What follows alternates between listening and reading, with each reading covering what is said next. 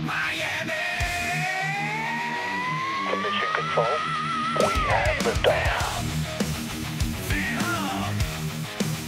Phinhub! We talking Dolphin City! Phinhub, Phinhub! Yeah! It's that Dolphin Show! Phinhub! Welcome to the Phinhub Show, the one NFL podcast you can't leave off your roster. Now here's your hosts, Joe and Kevin DeHale. All right. Welcome into another episode of the Phinhub Show, powered by BetUS. The stakes have been raised. The price has been set. Instead of 125% bonus, it is now 150% bonus using code YouTube150 on BetUS now, up to $2,000 in bonuses. So use code YouTube150 for that extra 150% bonus. So if you haven't already, make sure to go check out BetUS, guys. So before we get into our prediction for the Jaguars game on Sunday, by the way, playing on CBS, guys, for those of you that don't know, we have some breaking news. Jalen Ramsey is now the highest paid cornerback again. So Jalen Ramsey signs a 3-year, $72.3 million deal, making him the highest paid cornerback in the NFL again. He is going to be averaging $24.1 million per season. That's a lot of money, but he is well worth it. That guy is a superstar for the Miami Dolphins. That is huge news. Huge news. Looks like he might end up retiring with us, right? I mean, it's always, important to feel value, first of all, you know what I'm saying, and get paid for all your hard work and dedication and sacrifices and everything that you put into the organization, and them, reward you with it. So it's always important, obviously. There's money, and I got kids, and my kids is happy, and family happy, so it's all good. What does it say about your relationship with this organization, the trust they have in you? Yeah, I mean, ever since I've gotten here, I feel like it's been a great relationship. It's been a growing relationship. They've learned a lot about me, who I am as not only the player but the person. And same, like I've learned a lot about them and how real they are, and the men and women we have around this organization. So it's been nice. Yeah, that's huge news for this defense. I love Jalen Ramsey. I know he's only been here a year. This is his second year with the defense, but man, to have a guy of that talent to be able to possibly finish his career in Miami, that's going to be beautiful, man. Him and Tyreek finishing their careers, maybe multiple Super Bowls. Let's see, Very optimistic, but aren't we all? Oh, I would love that. Well, anyway, yeah, let's get into the predictions for Sunday. So we play Sunday at 1 p.m. against the Trevor Lawrence and the Jaguars on CBS. Okay, so first off, what are your keys to victory for the Miami Dolphins going into this game? I think it will be negating the pass rush. They have a very talented defensive line. They also just signed Arik Armstead. We know that our interior offensive line is our weak point on this team. So if we can stop Arik Armstead and not let him have a day, I think we're already winning half the battle, right? Nice, man. Nice. Relentless, full throttle all game. He has a very elite ability to bend the edge with power. So somebody got to stay on the whole time. Every rep, try to finish with two hands on, body in front of him every rep. But it'll be a battle.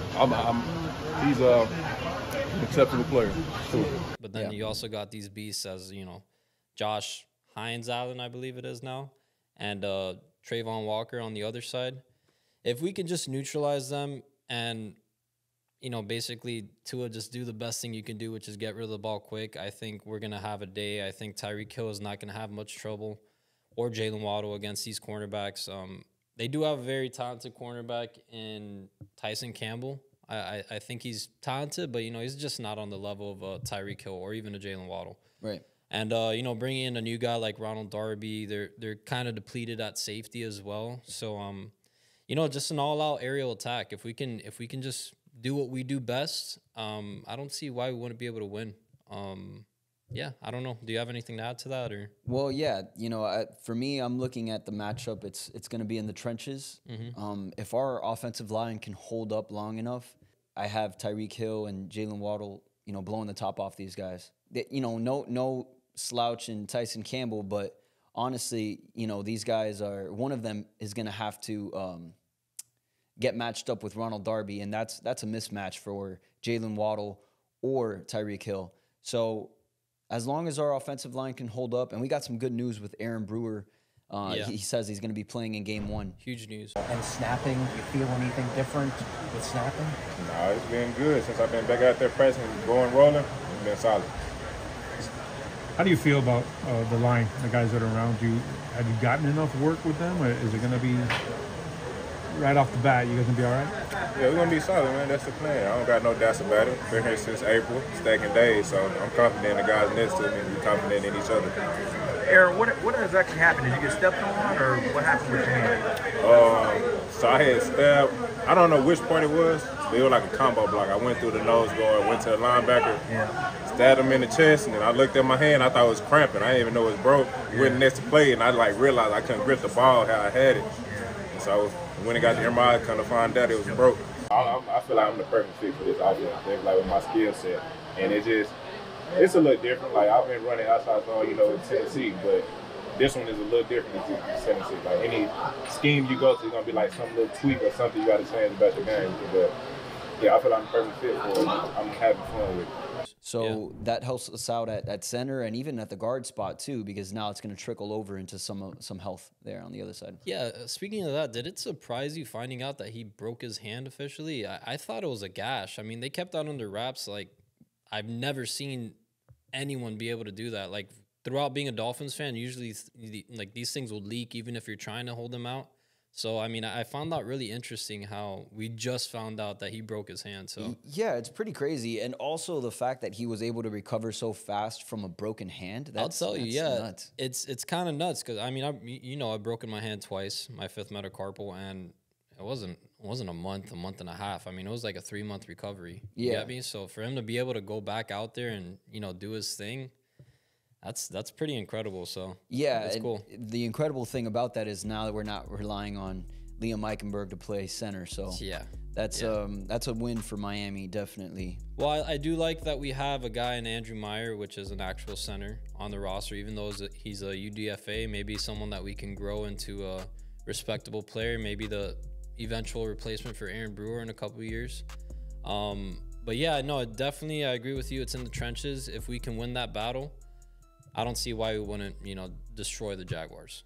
So yeah, I think it's going to be a high-scoring game too. It looks like it's going to be a lot of back and forth between these two teams, even though I do have a lot of faith in, corners and safety room. And now, one thing that's in question is Jalen Ramsey after getting his contract. Is he going to play in game 1? There's a short turnaround because we play the Bills Thursday Night Football. So I don't know if it's the smartest thing for Jalen Ramsey, especially if he's questionable going into this game, to play with such a quick turnaround. But I would love to see him out there in game 1. I think we're going to be smart, but we're eager to get him out there. So I anticipate him to, in some way, shape, or form, practice. I don't know the level yet. That's how these things work. You kind of go through the process. But that and whether or not he can play in the game, it does matter to everyone, both teams, and whatever.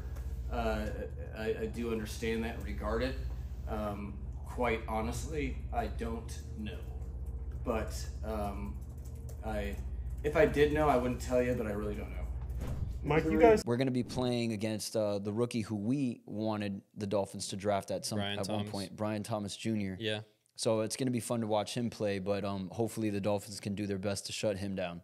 Well, interesting news, which I saw Ian Rappaport put out on Twitter. It did say that Jalen Ramsey didn't want to announce a deal until he was on the field, which today it looked like he was going to practice. I mean, we're recording before a certain time, so if this gets out, we don't know as of right now if he's going to be practicing, but it does sound encouraging. And if he does practice today, I would imagine that he's going to play on Sunday. So that's pretty huge news. It is. It is. I just hopefully it was more of a contract situation, why he was like holding out in practice and had the injury. I think it was Scotty that was saying Usually hamstring is the go-to injury whenever there's a contract situation. So hopefully, Scotty, you're right on that one. And he's 100%. And in that case, I wouldn't mind seeing him go on a short week into Buffalo again and playing those games so close together. Yeah. Maybe while they were negotiating, it was just like, look, I'm going to sit out. God forbid something happens, knock on wood, but let's just sit out and get this deal done. So I'm happy that it's happened. It's a little weird that he gets it done and then he's going to go out and practice. So, yeah, it makes a lot of sense. It's a little strange, yeah. Another guy that the Jaguars picked up this offseason, a guy that the Dolphins know very well in Gabe Davis, and he's had some heartbreaking moments for us Dolphins fans. One of the craziest touchdown receptions where it looked like it was going out of bounds. It was just popped up, and he ends up toe tapping. Or was that Sherfield? No, that was Sherfield. That was Sherfield. Anyway, Gabe Davis has done his fair share of heartbreaking for Miami. Yeah. So, no, it seems like every year against Josh Allen and the Bills, we got some voodoo magic against us, man. Because catching that ball in the end zone, which we don't have to dwell on this, but it was like, what are the chances that ball gets directly there? He's able to make that catch, do that little toe drag. But you know what? What have I always said? The good teams always get lucky. Well, as long as you're a good team, you're gonna get lucky. Let's hope that's us this year, then. Yeah, we're a good team, so we should get lucky. Yeah.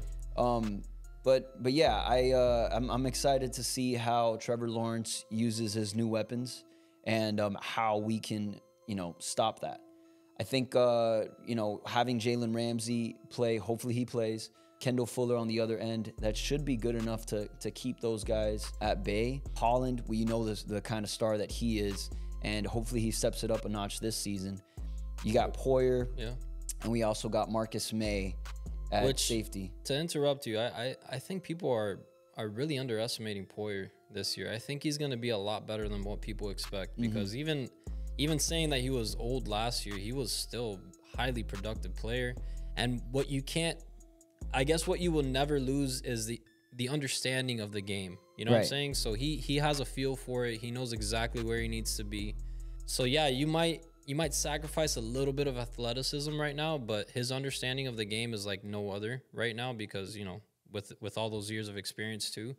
So I'm really excited to see him out there for the first time in a Dolphins uniform. Well, last season alone he had 101 tackles and a sack. So 4 passes defended too. Yeah. So he didn't have like a terrible season by any means. It's just not the level of production I guess we're used to seeing from Jordan Poyer, but he's still a great safety in this league.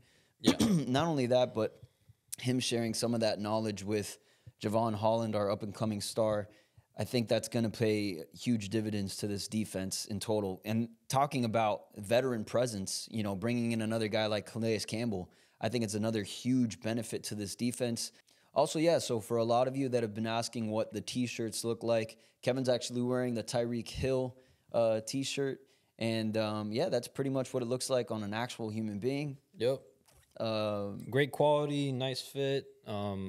It's an oversized fit, but if you want extremely oversized, you got to go a size up. But, yeah, man, I love it. I'm really surprised with the quality. I said it last episode, and I'm going to say it again because it really is nice quality.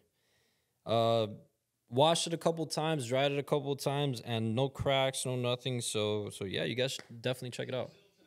There's an interesting comparison to be made between Josh Allen and Trevor Lawrence. Trevor Lawrence being more so of that mini Josh Allen in a sense, hasn't gotten to that Josh Allen level yet, but he has all the tools for that. This is a good test for our linebackers in Jordan Brooks, in David Long, and to see how they can hold a mobile quarterback with that much strength. So I'm interested to see how they can negate his rushing attack, and because I think that's going to be a look into the future for what they can do against somebody like Josh Allen. Yeah, and I think we need in that type of game, right, a true QB spy and one of those linebackers. And I think a guy like Jordan Brooks, which surprisingly he has a very underestimated level of speed. Like I think he's very fast and quick for his size too. So I'm really excited. The slimmest he's ever been, ever. So I would like to see what he could do against Josh Allen and how he can negate that you know, him being able to run off script and, you know, get those stupid 10 to 15 yards once you think you're going to get a sack, and he's just taking off and getting those yards.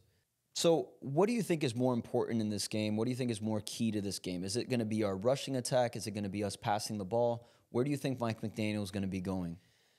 I think we need to try to establish the run early, especially to negate their pass rush and all that. So if we can try to scheme up some plays to get, you know, rip off some nice runs, I think that'll open up the passing game even more, which I think that's where we're going to do our most damage.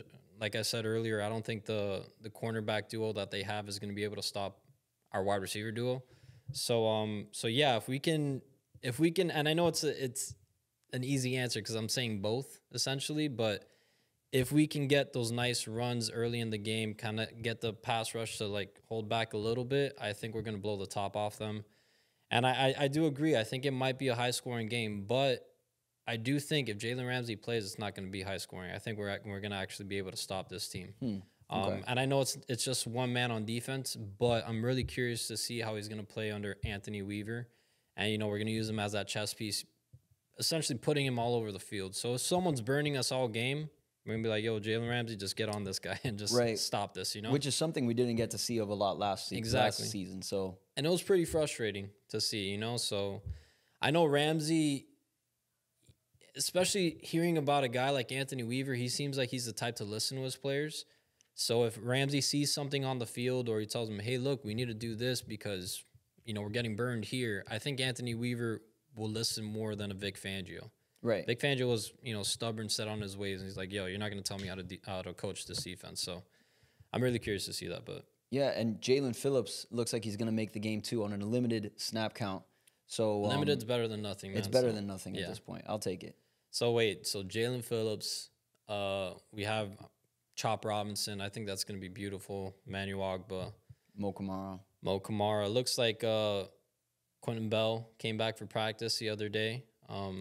He was limited before, but he was a full participant, so that's nice. So our injury report, it looks a little bit crazy, but I'm curious as to, and I know everyone, you know, you see the injury report and you kind of freak out because it's, you know, the game one of the season and it's already a long list. It's a whole lot of nothing, though. But that's exactly what I'm looking at. I think we have a lot of veterans that we're trying to protect, and we're looking at this from a standpoint of, you know, not the first few games. We're trying to, you know, make this into a deep run into the postseason. So yeah, I think Mike McDaniel has learned his lesson to not go full on out 110%. And I think he's being a little bit more safe and taking a cautious approach with his players. And I love it. I agree with it because, you know, last year, how demoralizing was it? Right before the season even began, just maybe a couple practices in, you see that Jalen Ramsey, you know, almost has a season-ending injury before he even started one game. You know what I'm saying? So I agree with it. I think you